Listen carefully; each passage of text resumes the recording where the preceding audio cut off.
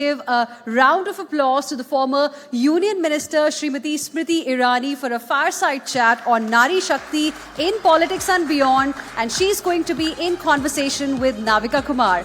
A bigger round of applause, ladies and gentlemen.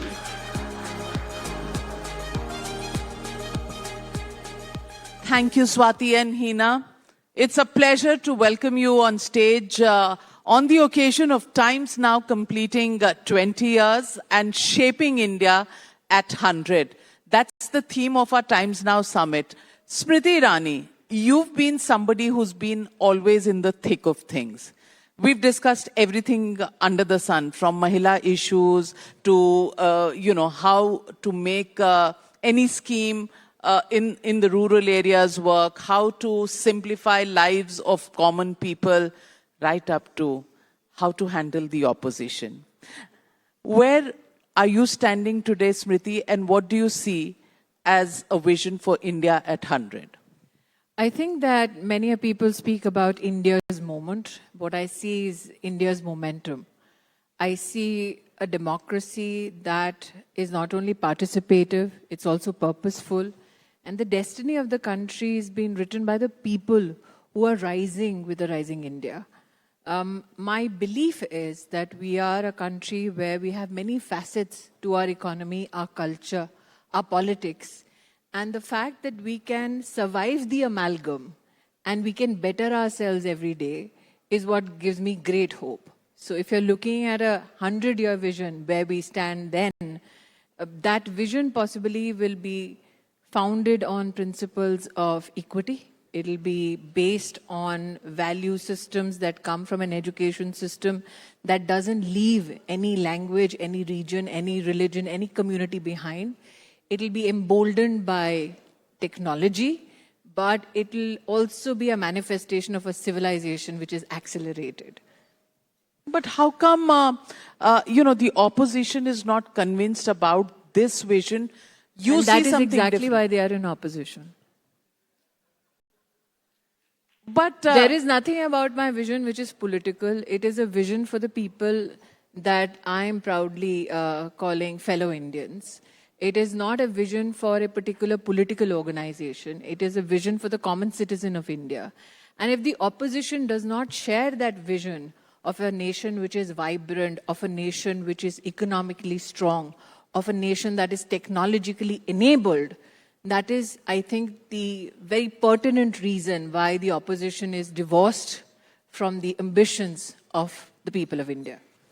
Let me ask you, Ms. Smriti Irani, we've seen you at Davos. We've seen you talking about bridging the global general equity. You've been doing advocacy on that issue, bringing up the strides that India has made and the challenges that still remain.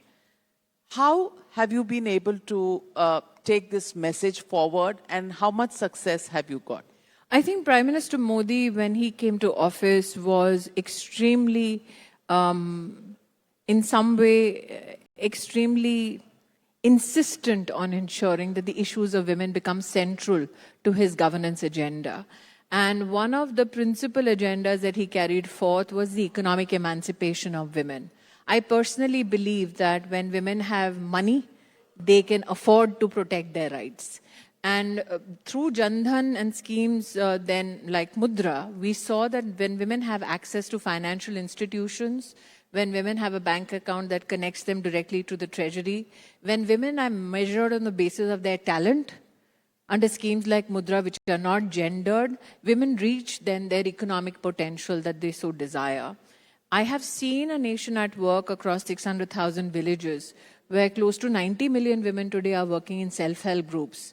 What I'm extremely proud about is that these women possibly never come to platforms like the Times Now Summit, but they generate a yearly business of around $37 billion. Their NPAs is around, let's say, 2% as compared to male-owned businesses, which oscillate between 3 to 3.5%. So if as a female, I have to take pride in what are the achievements of the average Indian woman, I think that is the woman I would like to bring the spotlight on. I also think that many a times Indian women, when they are adjudged internationally, We are told that in the Global Gender Gap Index report, we are not very politically buoyant. What they do not tell the people of our country is that women who win one of the toughest elections, which is in the panchayats, they are never counted globally as politically astute, politically objective, or for that matter, contributing to the political ecosystem of India. Today, we have 1.5 million women who are elected through panchayats, who are sitting in those constitutional positions, serving the purpose of their panchayats. And I think those are the women and those are the communities that need to be celebrated. And that is why I am so elated and positive about the future of my country. The fact that in my country, there are countries in the world which are yet to elect a female commander-in-chief, the fact that I've had men and women alike vote for women in office, the fact that I've been witness to the historical passage of the 33% reservation for women in parliament, the fact that I could witness myself not only issues like legislations, but also the psychological impact of a bill like medical termination of pregnancy at 24 weeks. Now, these are very contentious issues, let's say in the West. But in India, when that bill was in both houses of parliament introduced, not an Indian man, not an Indian political organization spoke against it. So that, I think, is the greatest, in some way, indication of the maturity of the Indian society at large and how women are perceived to be. I'm not saying we don't have challenges. I do not have a sense of utopia. But at least I know that my society, my country at large, not only brings a sense of justice and equity, but it also celebrates it, enables it. Smriti Irani, when you lost the elections of 2024, many people probably wrote you off that this was the end of a dream run that you've had, but we've seen you reinventing. It's not the first time I've been written off. I was written off even when I was HRD minister, and when my portfolio was shifted, there was a very prominent newspaper in New Delhi which actually wrote my political obituary in a whole page. And then 2 days later, that reporter came to meet me to say it was not her, it was her colleague. So my political obituary has been written in 2004 as well. When I lost the election from Chandni Chowk, I was a 27-year-old girl who for the first time fought an election, not from a family of politicians. So I've lost count of the times I've been written off. But how do you manage not to let this get you down and reinvent yourself and do the kind of things we see you doing? I mean, whether it is being at Davos, talking about, gender equity, or we see you doing flabbergast a lot of Tulsi people. in Saas Bhi Kabhi Bahu Thi. Yes, I do flabbergast a lot of people by the fact that I tend to survive, and they take a punch at me. I tell them that make sure it lands well and I don't live to tell the tale another day. I think that I will quote Ajit Doval in a very popular speech of his when he said that स्वर्ग पाने के लिए मरना पड़ता है, लेकिन मेरी हकीकत यह है कि मैंने बहुत बार मरा भी और स्वर्ग पाया भी. So the idea और फिर is, लौट कर आती हैं और फिर लड़ती हैं. I think it's a blessing because not everybody survives one attack. The fact that I have survived many an attacks and still survived to tell the tale, I think is a great blessing. I also tell people when many people approach me to say they're having a tough time. I say, if you're having a tough time, that means you're talented. जिनको कुछ आता नहीं है, उनको कभी कोई मुसीबत नहीं होती है. आप इतनी आसानी से ये सब कह देती हैं, ये फाइटिंग स्पिरिट आती कहाँ से है? आपको कभी ऐसा नहीं होता, आप मायूस नहीं होती? नहीं. I can't afford to be mayus. नहीं. No, because I think my life is not an exception. In fact, it's an example. This is when people ask me, why do you keep coming back? I said, that is a quintessential Indian woman. We don't know when to put the sword down. We just keep coming back and we keep coming back and we keep coming back. Ask any Indian female. That is our fitrat. And ask any Indian man, they will certify it as well. पर आजकल आपके memes बहुत बन रहे हैं. वो कह रहे हैं कि ट्रम्प साहब ढूंढ रहे हैं क्योंकि जितने ईरानी ट्रम्प हैं. 3 ईरानी से बात करें. बमन ने शायद एक अपना वीडियो दे दिया है. बमन ईरानी ने, अरुणा ईरानी ने. मैं आपका सुनना चाहती हूँ. जितने लोग इस ईरानी को जानते हैं, वो तो ये कहेंगे इस ईरानी से कभी बात मत करो, जब तक इसका हिसाब बराबर नहीं हो जाता वो जंग जारी रखती है। तो आप हिसाब बराबर किससे करना चाहती हैं, मैं तो ये जानना चाहती हूँ। मुझे कई बार लोगों से कहना पड़ता है कि कंपटीशन हर किसी की फितरत नहीं होती, लेकिन दुश्मनी के लिए भी एक औकात होनी चाहिए। वो कहते हैं कि कभी कभी भी कर लेना चाहिए। नहीं, कभी कभी नहीं, कभी नहीं करना चाहिए, क्योंकि जब जब आप घमंड करते हैं कि आप चुनौतियों को पार कर सकते हैं, तब तब भगवान एक लाठी उठा के जरूर मारता है ताकि आप समतल रहें। लेकिन स्मृति ईरानी, आपका बहुत हाई प्रोफाइल करियर रहा है, चाहे है मैं नहीं होता तो ये नहीं बुलाती ये भी सच है। चाहे वो पॉलिटिक्स हो, चाहे वो टेलीविजन हो, चाहे आपके इलेक्शंस हो, चाहे मंत्रालय हो, आपने राहुल गांधी को हराया भी और फिर अपनी सीट हारी भी। उतार चढ़ाव क्या थे, कैसे थे, और जिंदगी से क्या सीख ली? देखिए, मैं जब अमेठी गई तो मैंने अमेठी को चुना नहीं, मुझे अमेठी एक जिम्मेदारी के तौर पर मेरी पार्टी ने दी। जिसको देश की पॉलिटिक्स पे अध्ययन करने की थोड़ी भी रुचि होती है वो जानता है कि अमेठी की रचना ही ऐसे की गई थी एज ए पॉलिटिकल कॉन्स्टिट्यूएंसी कि वहां से सतत ही कांग्रेस जीते। मैं शायद भारत के इतिहास में एक ही व्यक्ति हूं जिसने कांग्रेस के सिटिंग नेशनल प्रेसिडेंट को हराया। अब पता नहीं ये इतिहास दोहराया जाएगा कि नहीं। मैं भारत में वर्तमान में एक ही व्यक्ति हूं जो non Congress non Gandhi family से अपना पूरा टर्म कर पाई है एज सांसद अमेठी से। लेकिन इतिहास हमेशा उसको नहीं देखता जो कंफर्टेबल है, इतिहास उसको देखता है जो जुर्रत करता है। तो जब मुझे ये कहा गया कि आपको अमेठी जाना है, मैं बड़ी आसानी से कह सकती थी कि जी मुझे सेफ सीट दीजिए, मैंने इतने साल बीजेपी के लिए काम किया है, चांदनी चौक भी कोई सेफ सीट नहीं थी। मैंने ये माना कि मैं राजनीति में इसलिए आई ताकि मैं अपने संगठन के माध्यम से व्यवस्थाओं में परिवर्तन ला सकूं, मैं ये प्रमाणित कर सकूं कि एक साधारण हिंदुस्तानी जब देश की पॉलिटिक्स में आते हैं तो वो दूसरे हिंदुस्तानियों के जीवन को आसान करने का कहीं ना कहीं एक मकसद रखते हैं।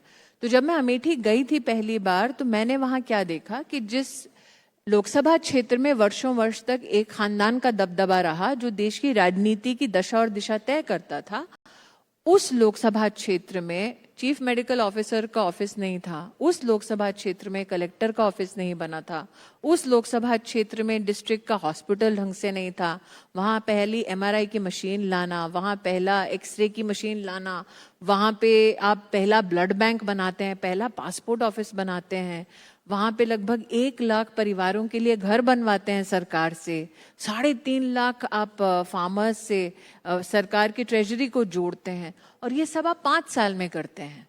तो मैंने अमेठी में और अमेठी के माध्यम से देश में उदाहरण प्रस्तुत किया कि अगर नेता चाहे तो आपका वोट पाने के बाद वो विकास के मुद्दों पर डिलीवर कर सकता है। लेकिन फिर हार जाता है, वो तो जनता इससे को मैसेज सोचना क्या है, करना? वो जनता को सोचना है। मेरे पास जो जिम्मेदारी थी उसका मैंने निर्वहन किया, और मुझे इस बात की खुशी है नाविका जी कि अगर नाविका कुमार मेरा इंटरव्यू ले रही है और मुझसे ये प्रश्न कह रही है कि आपने इतना काम करने के बाद आप हार गई, वो फिर भी मुझे स्वीकार है। लेकिन अगर यही नाविका कुमार मुझे ये कहती आपने कुछ नहीं किया, आप निकम्मी है इसलिए हार गई, तो मुझे ज्यादा दुख होता। मैं पूछना चाहती हूँ कि एआई समिट हुआ और एआई समिट के बाद वहां पर प्रोटेस्ट हुए। प्रोटेस्ट के बाद राहुल गांधी ने कहा ये बब्बर शेर थे जिन्होंने ये प्रोटेस्ट किया। आप इस फितरत को कैसे देखती हैं? देखिए, जो गीदड़ भपकियां देते हैं वो कभी बब्बर शेर होते नहीं। और वो समिट किसी राजनीतिक दल का, किसी राजनीति का समिट नहीं था, वो भारत का एआई समिट था। तो अगर आप भारत के एआई समिट में, जहां भारतीय कंपनीज, जहां भारतीय जनमानस, जहां भारतीय बिजनेस अपॉर्चुनिटीज अपने आप को प्रफुल्लित करने आती हैं, वहां पर जाकर तमाशा करते हैं सिर्फ तमाशा करने के लिए ताकि आप एक भाषण दे सकें, तो ये उस राजनीतिक दल को सोचना है क्या इसीलिए उनके पैरों तले राजनीतिक जमीन खिसक चुकी है। उन्होंने विरोध भारत का किया, मोदी का नहीं किया। मोदी तो उस दिन थे नहीं वहां पे। लेकिन मोदी का विरोध भी आजकल रोज संसद में होता है, कहते हैं कॉम्प्रोमाइज्ड है। मेरा ये मानना है कि a democracy is enthralled when there is criticism, it is weakened when there is cynicism. Narendra Modi has never said do not criticize him, but he has always maintained no the Lakshman Rekha between criticizing Narendra Modi and criticizing and disabling your own country. That is the only distinction he has sought. But when the allegation is made that the country is compromised, the country's interests are compromised, is the opposition making a point that has some truth to it? Not at all, because if there was evidence to it, what is the position of compromise? Today, the geopolitical situation is such that the government has to walk a particular tightrope, which it is doing very elegantly. It is taking members of the opposition into confidence. What transpires in that room where national security related conversations happen cannot be diffused or in some way spoken of publicly. That is the maryada of politics. That is the maryada of diplomacy. I think it is a compliment to the Prime Minister that irrespective of the vitriol he's been subjected to, he is maintaining that maryada, he's maintaining that balance as the head of the government and ensuring that he does and his government does what is best for the people of India. I would rather have a Prime Minister being stoic and silently do his work than to come और गीदड़ भपरियों का हर दिन बैठकर वहां तमाशा बने. स्मृति जी, LPG cylinders की किल्लत है, लाइनें लगी हैं, ये विपक्ष कहती है, और 60 रुपए सिलेंडर के दाम भी बढ़ गए. बहुत याद किया विपक्ष ने आपको. विपक्ष तो सिलेंडर हो या ना हो मुझे हमेशा याद रखेगा, क्योंकि आपने सबसे क्योंकि ज्यादा गढ़ में प्रोटेस्ट जाके किया था. हराने वाली आज तक सिर्फ मैं ही थी. मुझे कभी नहीं भूलेंगे. मैं 2 साल से ना सांसद हूं ना मंत्री हूं. तो आज भी अगर कांग्रेस पार्टी मुझे याद करती है तो सोचिए चोट कितनी गहरी होगी. लेकिन ये बात तो सही है कि जब सिलेंडर के दाम यूपीए सरकार में बढ़ते थे तो आप प्रोटेस्ट करती थी. आज जियोपॉलिटिकल सिचुएशन ये है कि there is West Asia which is at war, there are supply chains which are under attack. मैं इसी सरकार के पूर्व में 2 टर्म्स में मंत्री रह चुकी हूं.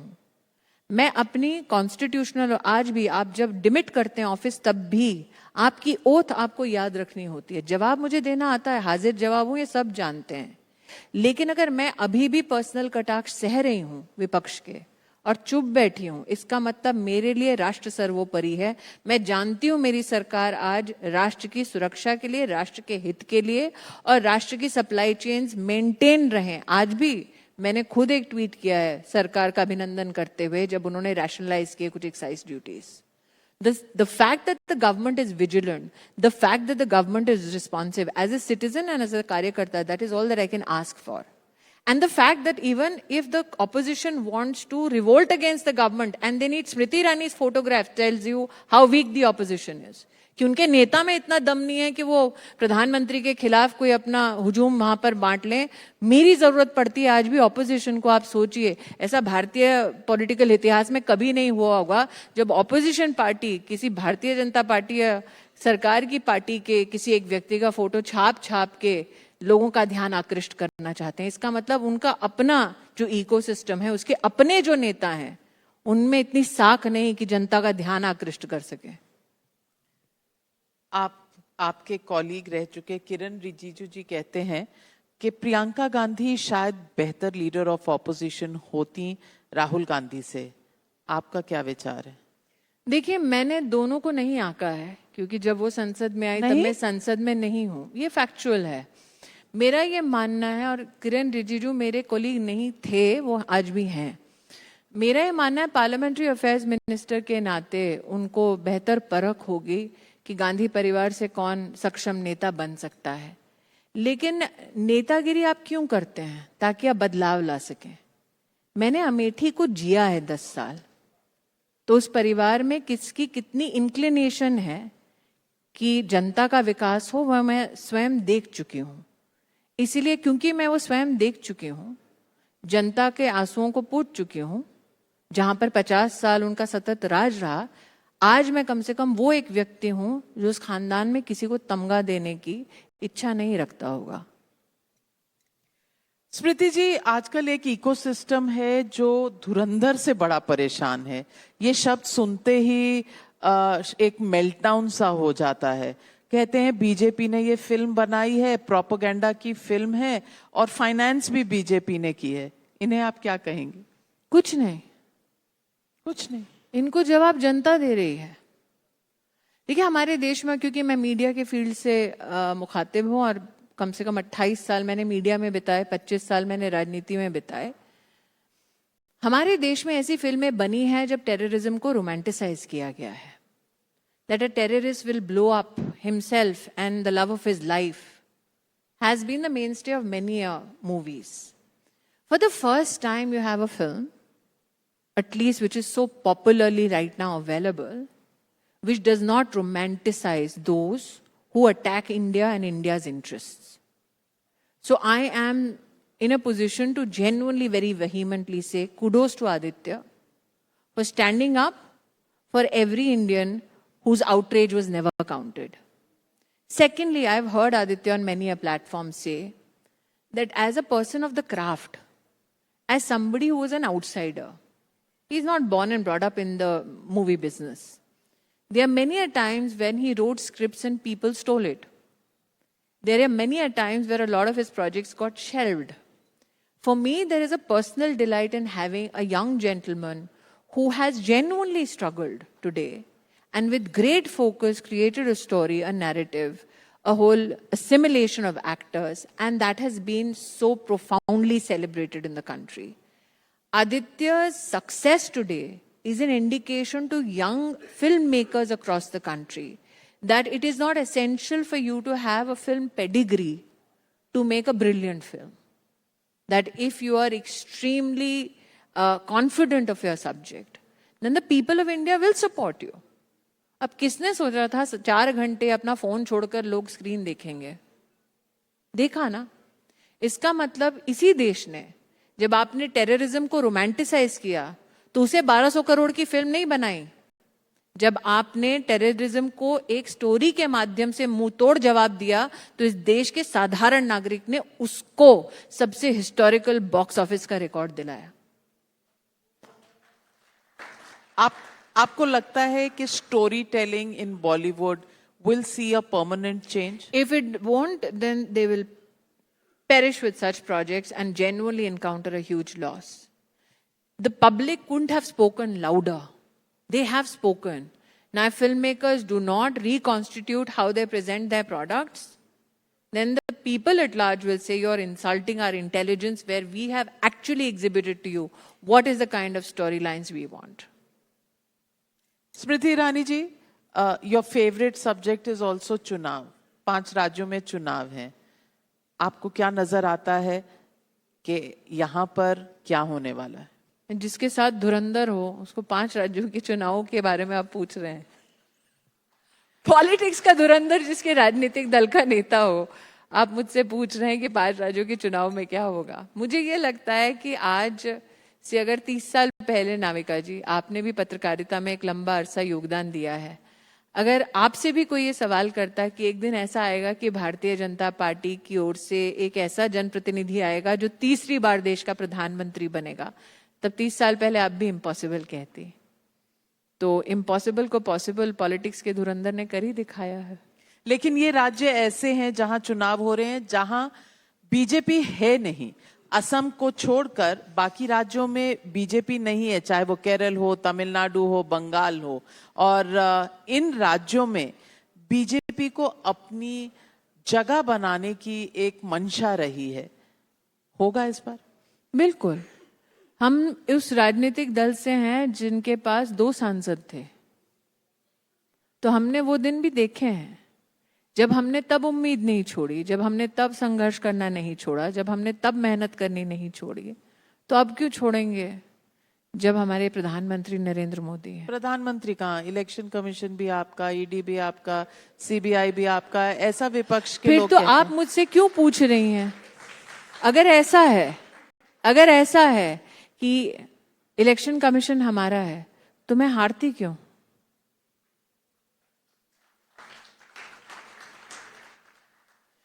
स्मृति ईरानी जी के जो जवाब होते हैं ना, उसके बाद सवाल गुम हो जाते हैं।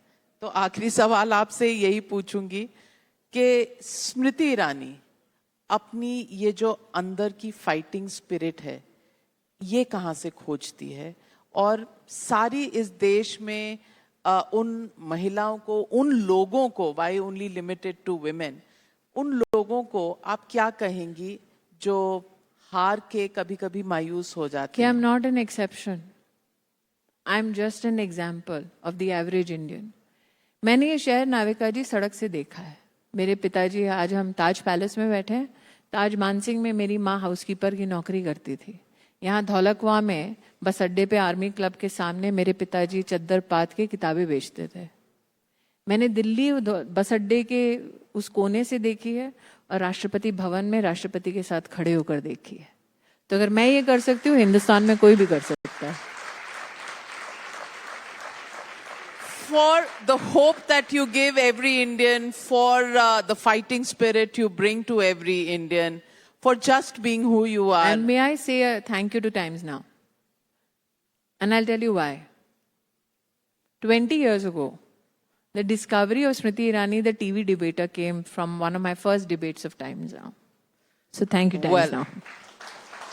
Times Now ने पहला मौका बहुतों को दिया है, और मैंने भी फ्रॉम प्रिंट टू टेलीविजन का दौर टाइम्स नाउ से ही शुरू किया, और आज 20 साल बाद आपको इस मंच पे आपके साथ बात करके बहुत खुश हूँ। Thank you very much for being with us. Thank you. Well, thank you so much, Smriti ji and Navika Kumar, for this enlightening chat. It has been one of the most fun chats, if I can call it that, because there have been so many takeaways. A small token of our appreciation given by Navika Kumar to Smriti Irani ji.